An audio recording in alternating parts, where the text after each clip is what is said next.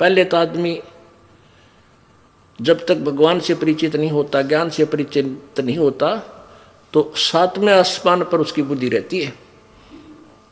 उसमें सौ विकार, अभिमान, जाति का, धन का, शक्ति का, अपनी ताकत का, पता नहीं कितने गोबर भरे रखे।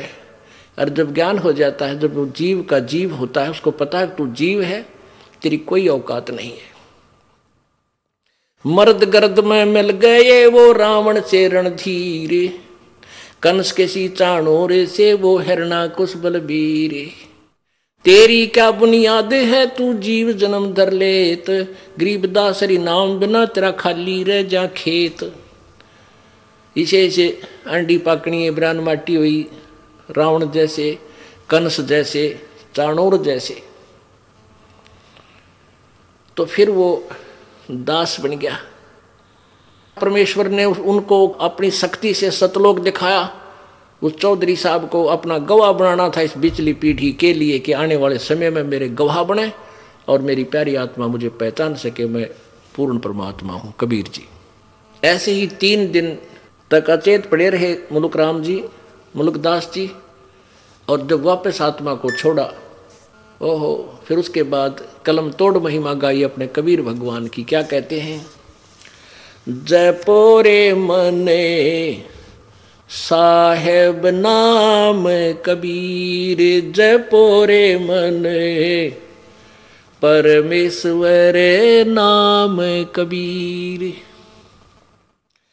एक समय गुरु बंसी बजाई कालंदरी के तीर, एक समय गुरु बंसी बजाई कालंदरी के तीर।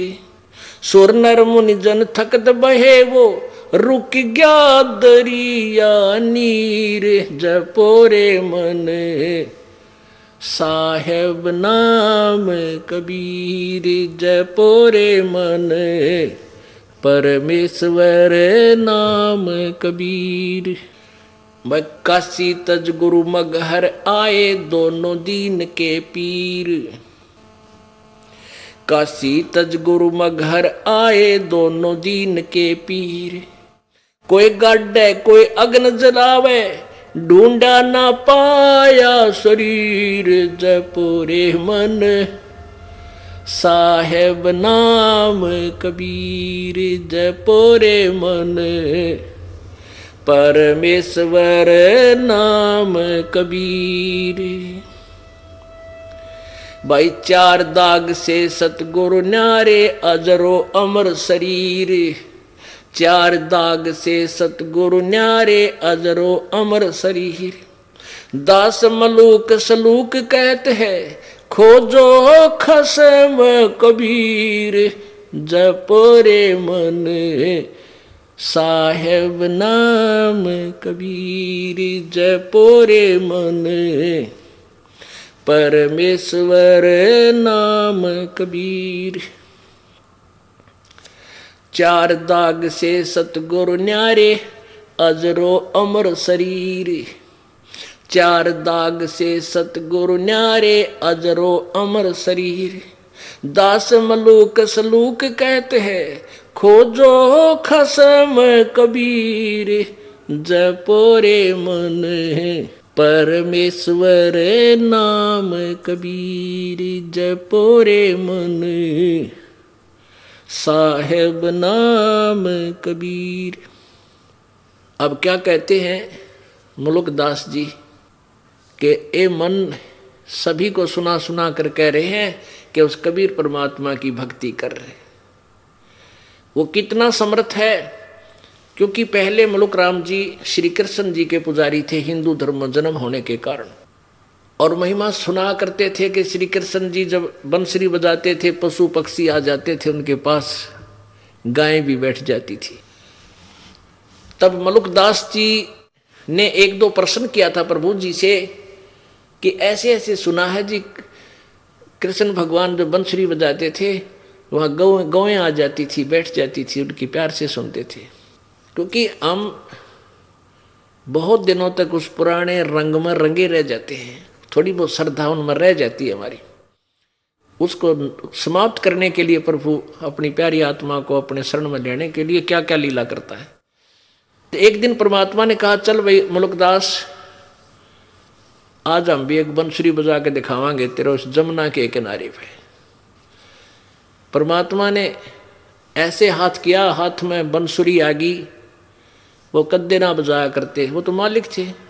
बंसुरी आ गई और फिर परमात्मा ने वह बंसुरी बजानी शुरू की उस कालंदरी यानी यमुना के तीर पे, किनारे पे। कहते हैं ऊपर से आसमान में देवता लोग भी नीचे को आगे अपने वाहन लेकर के आसपास छा गए और मुलुकदास चारों तरफ देख रहा है। पशु पक्षी भी आसपास आकर के बड़े शांतपूर्वक बैठ गए और दरिया का जल भी कति स्टेबल हो गया, डट गया, रुक गया जब परमात्मा ने वह बंसुरी बजाई। उसके विषय में कह रहे हैं, एक समय गुरु बंसी बजाई कालंदरी के तीर, एक समय गुरु बंसी बजाई कालंदरी के तीर, सुर नर मुनि जन सब थकत बहे वो रुक गया दरिया नीर, जपोरे मन परमेश्वर नाम कबीर। अब तुलनात्मक बताते हैं, तुम श्री कृष्ण जी की महिमा गाते हो, अब कबीर जी की सुन लो। उन्होंने भी ये लीला करके दिखाई, उसमें ऐसा कमाल कर दिया। जैसे दादू साहब जी कहते हैं, और संत सब कूप हैं कहते जरीता नीर, और दादू अगम अपार है यो दरिया सत कबीर। तो वो समर्थता मुलुकदास जी भी कह रहे हैं कि कृष्ण जी ने भी बजाई थी, होगी बंसुरी बजाई थी, ये 100-200 गायें भी इकट्ठी हो जाया करती है। और एक दिन परमात्मा सतगुरु जी ने, कबीर जी ने बजाई थी, रे गुरु जी ने। दरिया का पानी भी रुक गया, ये जल भी वहीं रुक गया, नो का नो खड़ा हो गया। और देवता सारे आगे तेरे कृष्ण ते भी ऊपर देख रहे थे, उस बंसुरी की इतनी प्यारी आवाज थी। काशी तज गुरु मगहर आए दोनों दीन के पीर, काशी तज गुरु मगहर आए दोनों दीन के पीर, कोई गड्ढे कोई अग्न जरावे ढूंढा ना पाया शरीर, जपोरे मने परमेश्वर नाम कबीर। जैसे सुबह भी आपको बताया था कि बनारस में इन हिंदुओं के नकली गुरु ब्राह्मणों ने, ब्राह्मण 2 प्रकार के होते हैं प्यारी आत्माओं, एक तो परंपरागत केवल नाम का ब्राह्मण होता है और एक कर्म का ब्राह्मण होता है। अब जैसे किसी का कोई दादा परदादा 6ठी 7वीं पीढ़ी में कोई वैद होया करता, वैद, और वो इतना अच्छा वैद था, नब्ज पकड़ के बीमारी जान लेता था, रोग को जान लेता था, दवाई दे देता था, वो तुरंत स्वस्थ हो जाता था। 1-2 पीढ़ी तक भी उस कार्य को उनके वंशज करते रहे, तो वो उस वैद नाम से प्रसिद्ध हो गए। तो वो तो वास्तविक वैद थे। फिर उनके वंशजों को, पीढ़ियों को, जो सैकड़ों घर हो गए, वो ना तो पेट के दर्द की गोली जानते, दवाई जानते, और उनको भी वैद बोलने लगे सभी। यो रामकृष्ण वैद, कृपाराम वैद, ऐसे।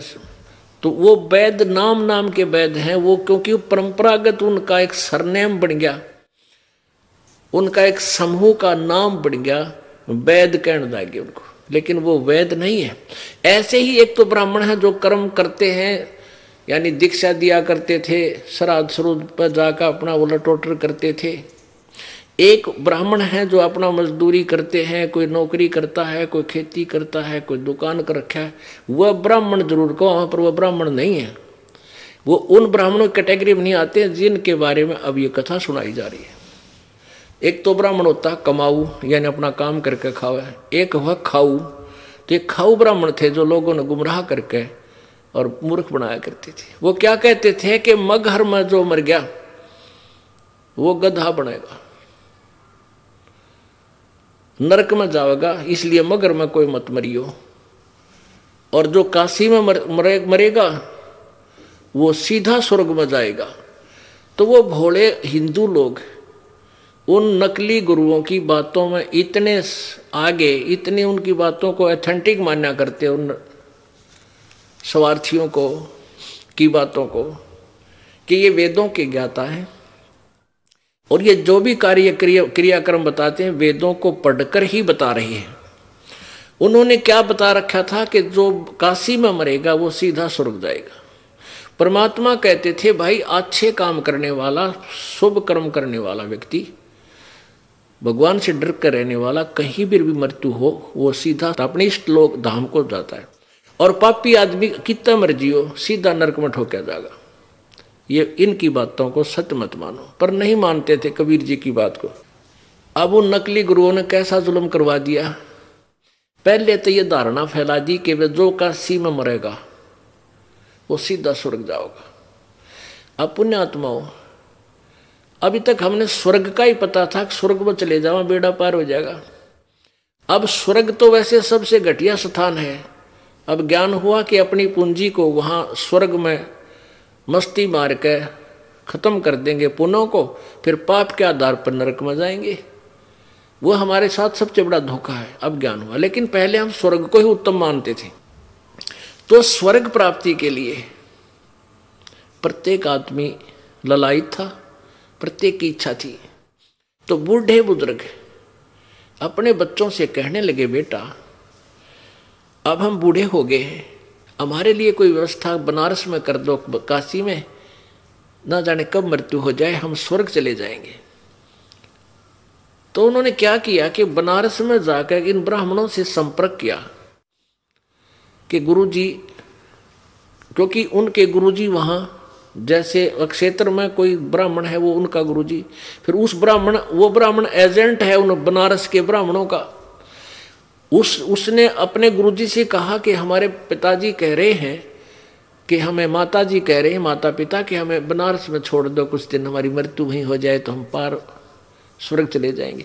तो वो जो उनका गुरुजी था वो पहुंचा वहाँ बनारस में कि ऐसे ऐसे हमारे यजमान हैं, वो यहाँ कुछ दिन रहना चाहते हैं, और क्योंकि वो यहाँ मरेंगे तो स्वर्ग चले जाएंगे।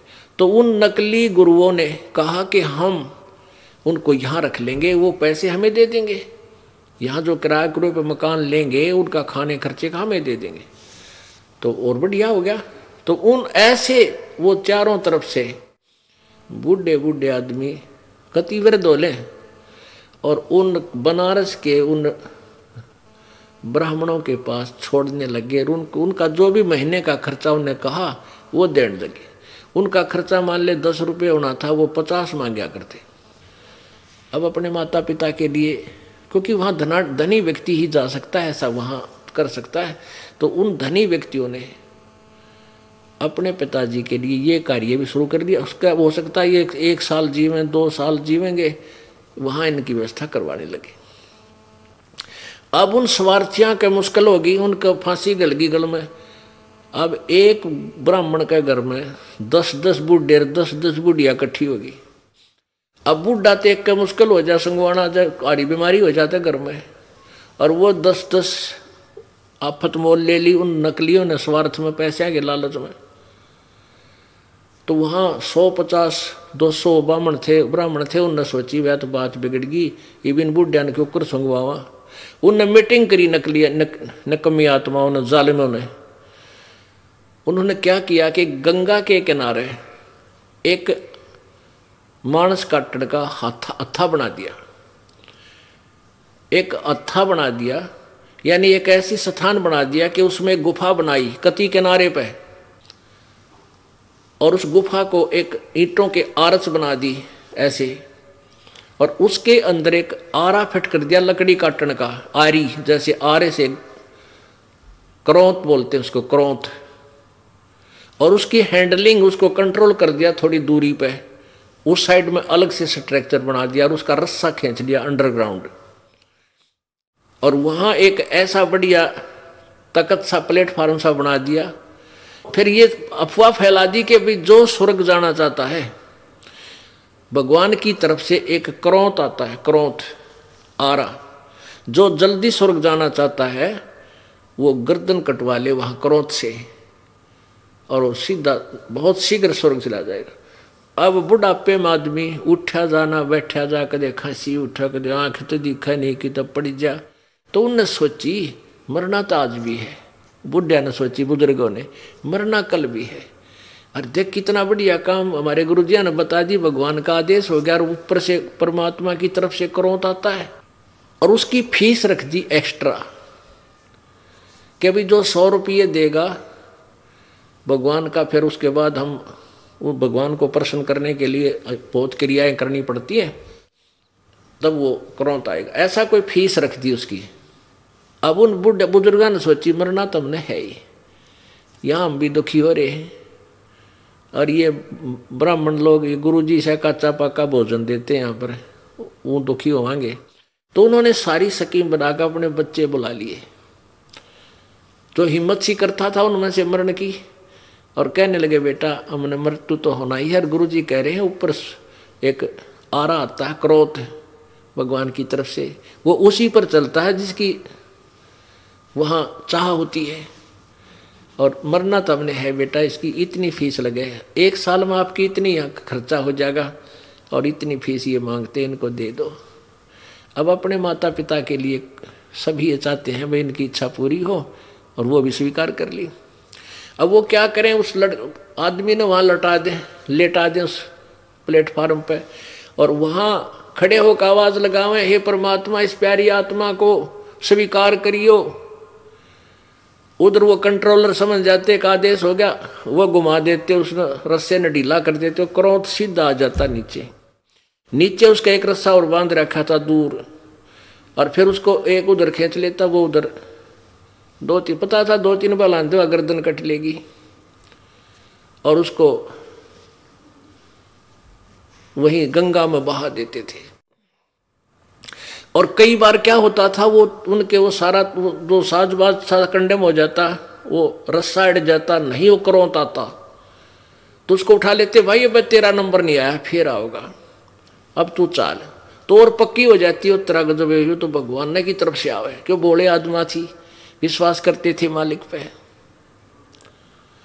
अब ऐसा जुल्म भी इन नकली गुरुओं ने स्वार्थवश हमारे साथ कर दिया, वो कसाई का काम भी करने लगे, और हमने वो भी स्वीकार कर लिया परमात्मा पाने के लिए।